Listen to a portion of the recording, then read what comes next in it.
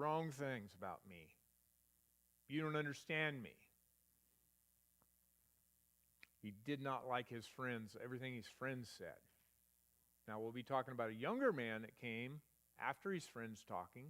He waited until those older people talked. He was very, as younger should. They should let their elders talk. And he talked. And we're going to talk about him. He is an interesting part of it. And a spoiler, in the end, God says he didn't like all the things that the friends said. Not at all. He gives them some tasks to do. But he says nothing about the young man that come and talked. So one person talked right, but the other three did not. Okay, Job did really good after he took all of these. The servants started showing up. One at a time. Hey, these things are gone.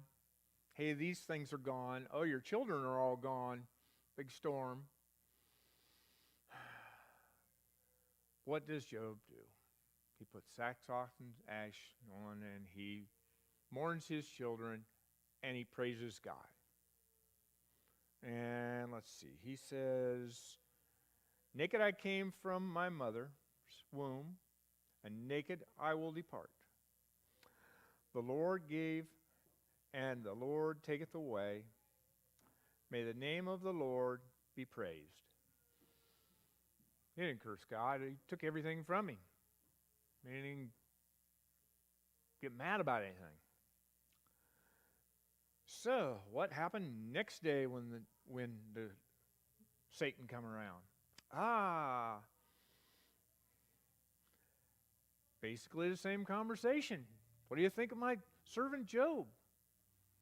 And he's probably smiling how well he did. And Satan says, well, if you cursed his skin and give him pain, he'll curse you. Okay, let's do this. You do it, though. You notice he says to God, reach out your mighty hand and do this stuff. But no, he never does it. He says to him, you go ahead and do it. He won't do it. Yep, can't take his life. Can't take his life, these last words on it. And they affect his skin. I'm not sure which disease in today's world we'd call that, but he had boils and, he was under extreme amount of pain. And all he can do is just sit there. His wife shows up.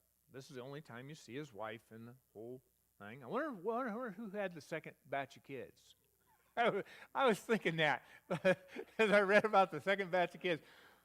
He doesn't mention the wife. I wonder who had the second batch of kids. But yes, his wife tells him to go ahead and curse God and die. That's kind of her favor. That's her all said. Three of Job's friends hear about it, and they come. And they sat down with him in sackcloth and ashes and stay there with him. Don't say anything, just comfort him. Well, that's what we should be doing when we go to someone that's in a hard way. We need to comfort them. We don't want to preach to them. We want to comfort them. Pray for them. Comfort them. But they didn't do that. And they do that for 7 days. And then Job opens his mouth. And he starts, he wished he'd never been born. Wished he'd just stayed down there or stayed wherever he was, not come and been born. This third chapter is the sorriest one. You can see the pain is really affecting him. And I know people that have been in serious pain, but the medicines wouldn't even help them with. It affects their minds, and I'm sure it affected Job to a certain extent. But he didn't curse God. He stayed faithful and just went on. And as soon as Job talks, of course the friends start talking. And let's see, I can't remember the order of it, but one of them talks a lot about you've sinned. You've sinned at something. You've sinned. People that sin, this is what happens to people that sin. You've sinned. Another one talks about, well, if you were a righteous man, in other words, you're doing something wrong, you would be blessed. You fell out of righteousness. You're wrong. And then the third one is the combination of both.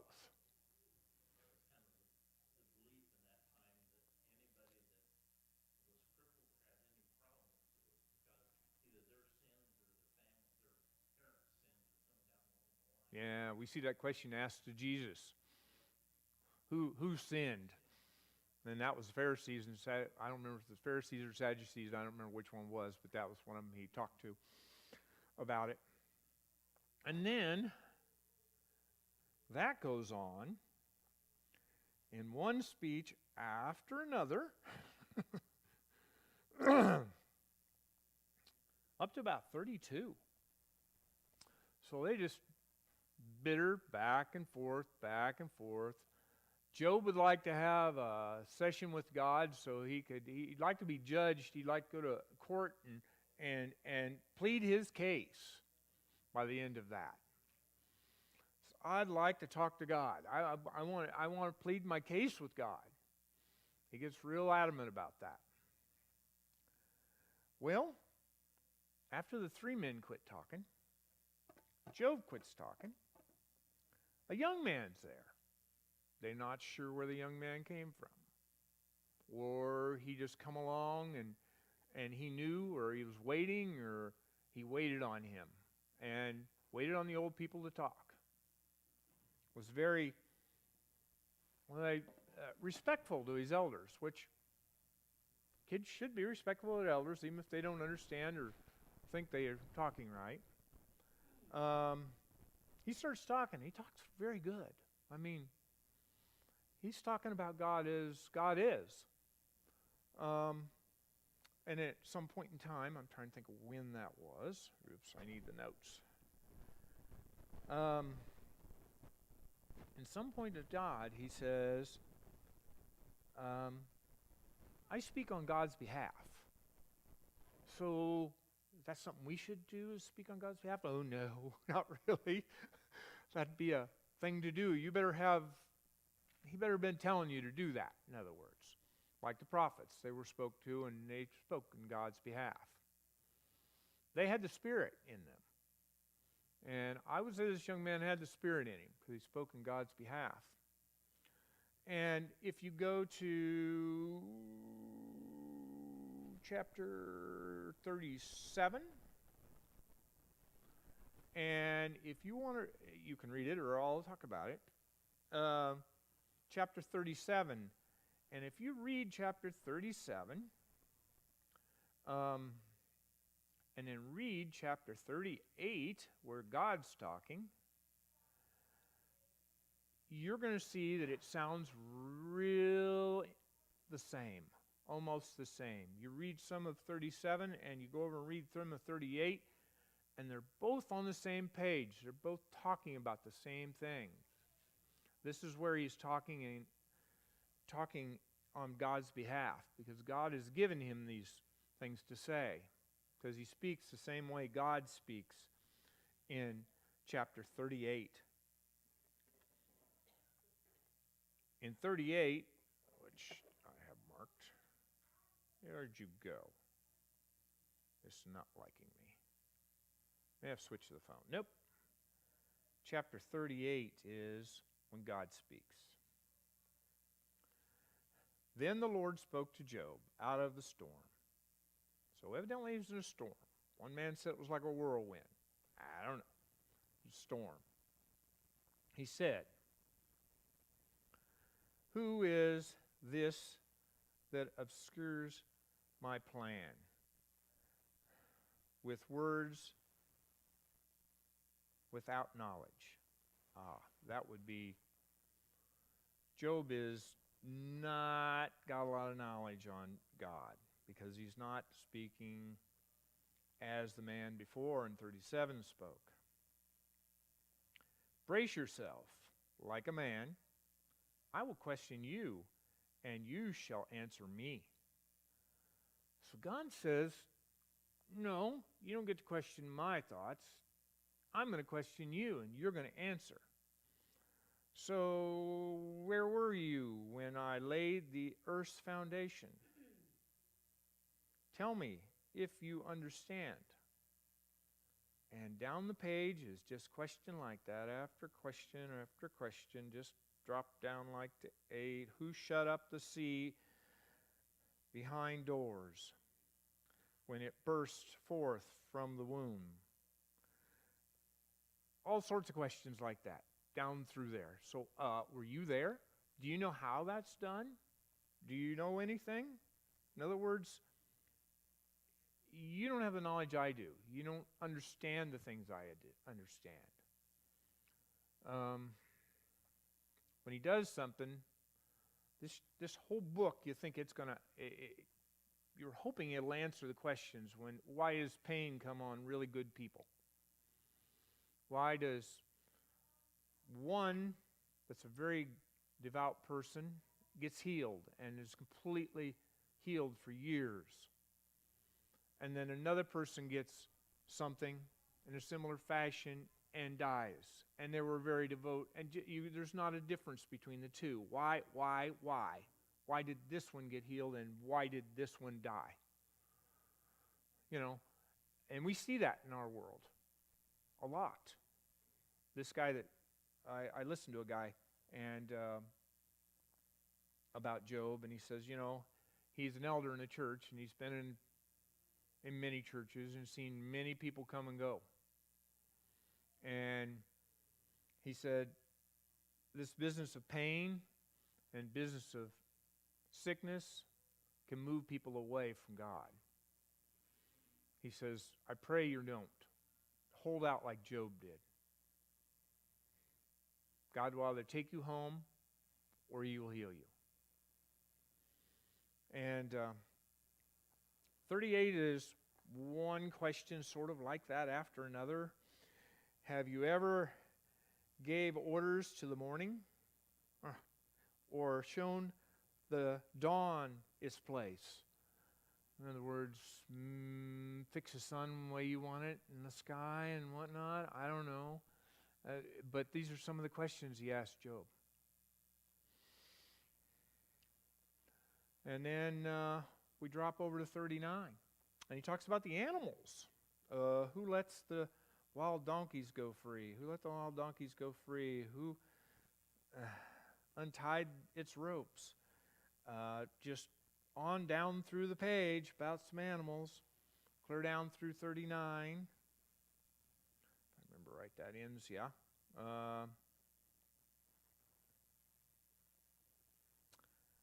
And then the Lord says to Job in 40, with the one who contends with the,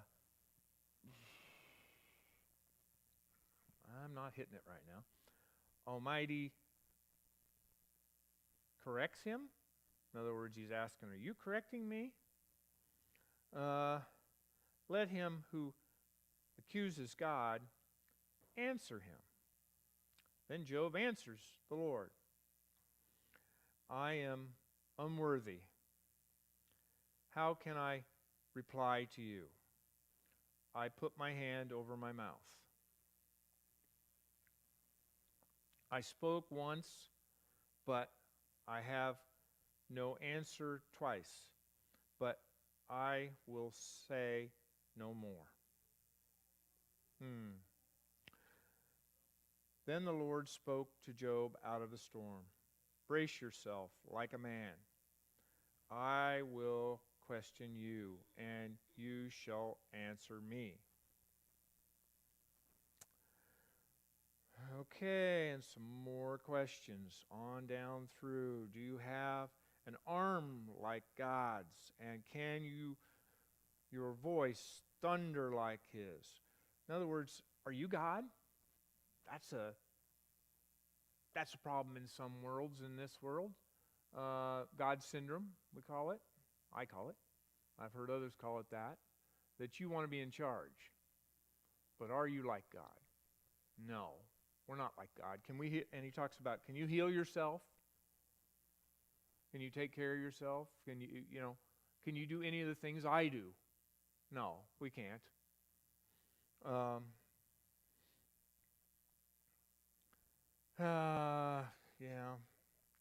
Then we move on to 41. And let's see if I got any notes about the two I want to talk about. I try to have some notes that I remember things. No, I don't have any notes about that. Okay. No, my notes are over. I talked about the last two chapters. And then we walked on down through there on 40. Can you make a pet of it like a bird? More questions about animals. More questions about animals. We continue on.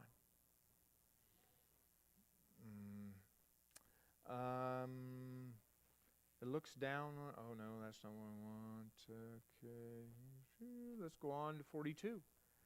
And we're going to hit the end of it. Well, we're working on the end of our session anyway. Then Job replies to the Lord. Time to reply. I know that you can do all things. No purpose of yours can be, well, phantom, he uses a different kind of word, but understood. You ask, who is this that obscures my plan without knowledge? In other words, do you have the knowledge of where the plan's going and what's going to happen in our lives? No, I don't have that knowledge. You can give me that knowledge a little through the Spirit, but you'll only give me a little bit. I won't get to see very much.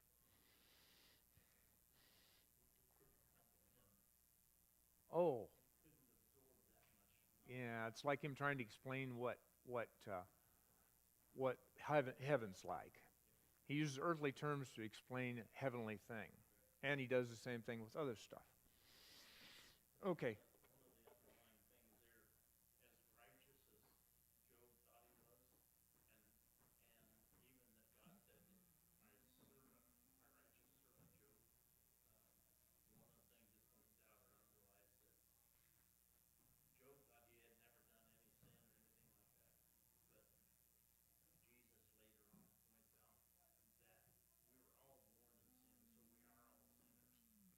Yeah, we're all born where we can sin and we fall short of God's. Yeah.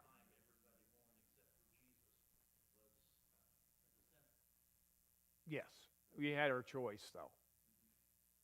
We were born with the knowledge of good and evil, so we could do evil, and yeah.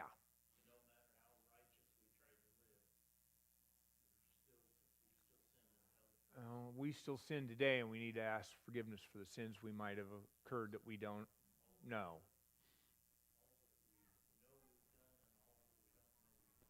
Yeah. Okay, now we head towards the end. Okay, I'm not going to read all this. We're not got that much time. Okay. He's not happy with the friends. He doesn't like the things they said at all.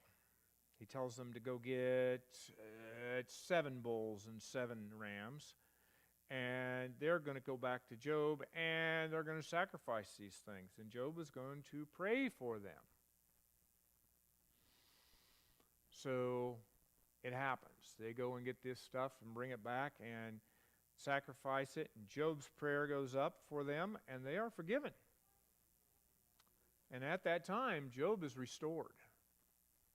Job's skin all of a sudden heals up. How fast, I don't know. Then he gets all his animals back. He's got another 7 boys and 3 girls. The girls are the most beautiful in all the land. And we have a happy story in the end. But he forgave Job for the things. He does mention that Job, he forgives Job for misspeaking sometimes there during his rampant rage. I'm sure he forgives us when we're in that pain mode. But it's a good story. It's got a lot of upper story with it. And I forgot to mention, when the devil come back the second time, it doesn't say it's the next day. We really don't know how long Job spent without his stuff before the devil came back. We kind of miss thinking about the periods of time in some of this stuff. We think it happens the next day. No, I don't know. I'm not saying I think that happened the next day. I think the devil was waiting a little while to see if he cursed him. Well, we thank you, everybody. Next week, what are we doing next week? I forgot about looking even. I got too busy with Job. Let's see. Can I find it here? What's next week? Oh, God guides our life. And what are we reading for that? We're in Psalms. Yeah, 1 through 41. That might be interesting to see what he's got to say about that. There's so much in Psalms.